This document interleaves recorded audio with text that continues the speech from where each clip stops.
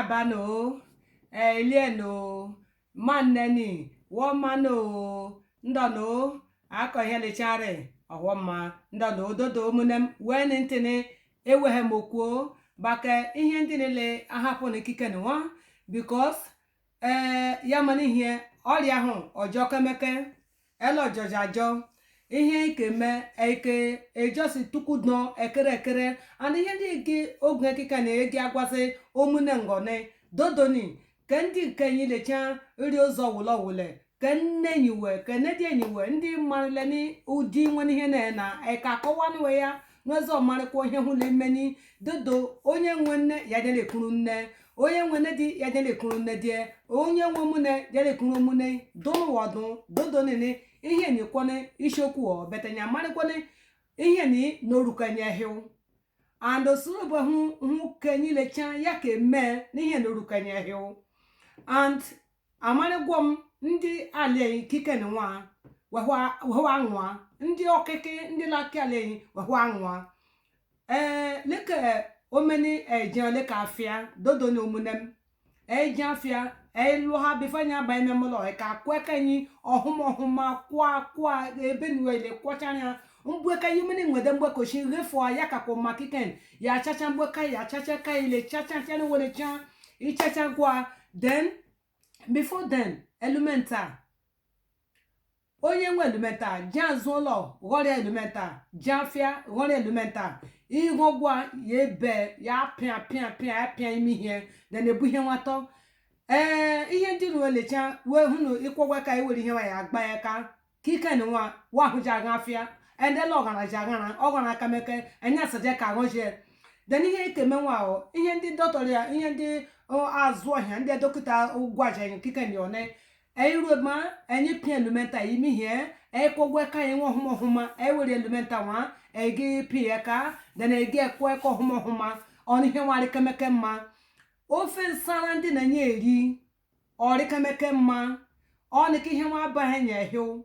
nwa ige eibegwu elementa enye be hun enye jela akpari ọnụ na elementa leka ọgwụ ịba na iwe meme oloshi imemekwa ihu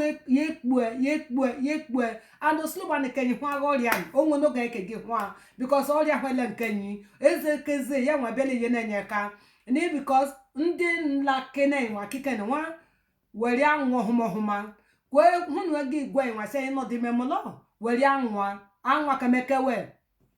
then because ya mari ko nya hu ke bune onwe imeri menyi wari we ku ase hunu we say no di molo aka eke mewa ke ri na jeme na afia ndi la kenenyi we nyi kwela azuo because no di memolo enya hu ke hia hu o many rememolo ya huka ihe wulo ehun kike nwa I can manage but ihe ndị gaje ndị okike enyi wedodo weye na-enye ka no omino kasaka ye na-enye ka we so meno nyenye ihe ori orikemeke ma onwebe weke ogbogbo eke semeno ihe ori je so meni leke ndị ogbogbo odano nyenye je malekeri so me ihe ori webu enenyi nwena hukeri nwario ndị kenenyi ndị okike ndị la kenenyi dodo nwezo ye na-enye ka ni because ihe lecha orunwa gara ledego lelere so me ihe enyi ndị ogmere na ne ka domesika ga ri nwe forgive omwenyi onwo nso gbohore ne kike dodo ni ihe ile me one elario ndị okike nyi nwezo ye na-enye ka omunikpo omunikenye omunikorobia dodo ni ebe wulo ndị family ndị ya oleka family enyere dodo ni ne ezo ne lekun so mewe ko wanu we ni ihe ni okwo ejigbe ni beti ni amani go ne loke ru enyeka ni o mekwo ni enye meme ihe nwa so that oslobwe because nya mari be ike jeru ya mari ko onye bune ya onwe ndị ọka nọde hude sefo izuoka ebo ya mari ko no ya onye amari ko no bu ebu ihe ogi meneswe onye nye nọde mmiri wee ya ka mma onwe no ka bele ekunu n'ime mụlọ yilo mwe nọde ọhụ ka mma ni because ihe ni la ga ni ejigbe o elento lenwa elu wa ile ihe nwa aga gba ma elu wa ile cha gbegbegbe elu la le ri nwe mụlọ kike ni wa ndị okike nyi no mejeme gele egbodo some ebu aba ha ale nyi ori kemeke mma anwa kemeke we anwa keme osolebo ya nwe zo we osolebo ya nwe yeni we ka osolebo ya nwe du we so that nwezo so ka dukwenyi maka ndị ọzọ ga-apa ha ebe ndị na-ega aba ha ndị na-ezba ha so many mmadụ few ya ndị ele ndị meri meba ha obere ndị meri meba ha mgbenye kepu ebe ndị okike enyi ga ihe na-enye ka gbọdọ somozo lecha ya oge hwane ndị ele ndị helecha saka nwefe ba ha because so many code merene o many onwe ndị weke ejudefo eso no le gbu ndị we but osolebo ekweriko de ihe ike me erueba that elemental orikemeke ma o many esaka at least leke from leke tanwa ya pi elemental wa ye megba ma yele miri okun ele miri okun oju ojorojo o mewie then ya pi elemental wa yi miri okun wa ya ara o many nwe ko ginger rekemeke ma akpofo ekpofo gwa then ye be ikpe imekpu ikpogwe imekpu ye humiri ye then ya hapo eba ihapo gwa eba or at least maybe like ipupu enya iri kwasho ogun then ihe nwe deba egwa then eku so many hele chari memolo onu ara ohun konu ke bozo ara gode wekeri ihe ori nke otu ebozo ara gode ohun ya mana ohun ori kemeke mma leke tanwa yara leke ginger eki yara omene onu enwe garlic eriraje onu asukpa pe ime mkpu onu humiri ye onu ahapua ipupe na iri kwasha ojukwo ogunwa oruchukwo onu eburu chef somene onu ekue somene onyenye arawe erushi olugbu ohwazu ulo ejenya akparia then eishime enye akpazime ileke ogun leke huna ige ememe ogun iba oshi eweri blanket ege ekpume nwenyi o gburu ekwa ki nwe ye ge ekpume nwe ye gbela hime na ihe awekun eyin ekun ehun ohun ne bi ahun ihe na-era olu ya yin ogbamoso leke nke disi kankan onye kasa karaji kwo kankan ba nke kankan wa aka mmamaria ma ara kankan ma bu kankan chonu kankan wa elenkem then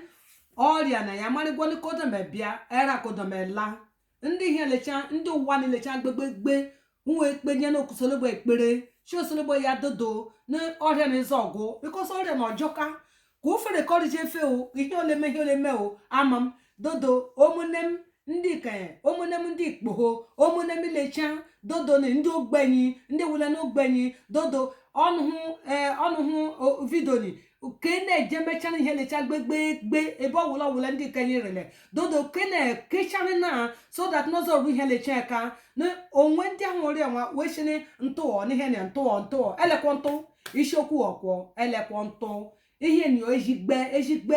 ekwa elekwa ntụgharị ime dodo kene na odegba macha n'ụzọ lecha so that ndị nkenyi leke ndị kpọ ọba ahụ nde ibu eruwe ntị omena ọsụna na redio ọsụna na YouTube ke ahụ ahụ ọsụna na Instagram ke ahụ ahụ ibu ejime ọnụ kọlekwu ọsị aha oke ọnwa okwu ha lekwu mai dodo omunem dodo kene welecha kene kesomena jomeni ko mundu ka wele eshina no mundu nu anwe onwene gale na-enwe ka nwa mụtanita na oke nwe beto sorobe kwerikone ezo nwe ya mani here at least anwuri ade enwe gbu ya mani here anera kokolare ozu ezekoze osolobe yenanyeka so that maka orian maka iru enyeka orukanyeka onwunugo giru enyeka but ihe iri kwa adechukwo ndị kenenyi dodoni yeni nenyeka ni because ehun kari na ohike imeri mendi hia weke jele egoro ibu afia we goro gu ibu wa egiwe gon ihe ori welo mu ekeri then piken wa eso yin le chando de memolo leke ndi gale na ro aka ekeme eni wunje eji afia aka ekeme o mene je ndere enya hukori piken wa eso yin no de memolo ihe ri ario ndị okike enyo dodo nọ n'ụzọ ihe na-enye ka so that ne wezo kehi ori yenyi na ezo ahụ eri dodo ni and ime ihe nwachikwo onye nweni iyaye onye nọkumene dodo ni maka nwe egbu enyi dodo ni ọhụ ka ele egi nke kike ni ari ọnụ dodo ni omunem nnenwe omunemwe okomundo ke welecha dodo yeri nenye kani ozo merini ihe nwa ogagba machana uzolecha and kondome kejikwa era koslobedeme gozi onu era koslobedeme gozi omuonu era koslobedeme gozi ilu walecha n'ọrịa n'ezogu. In Jesus name we pray, amen. Ahụọma, bye bye no, bye bye ne, ahụọma, bye bye ne.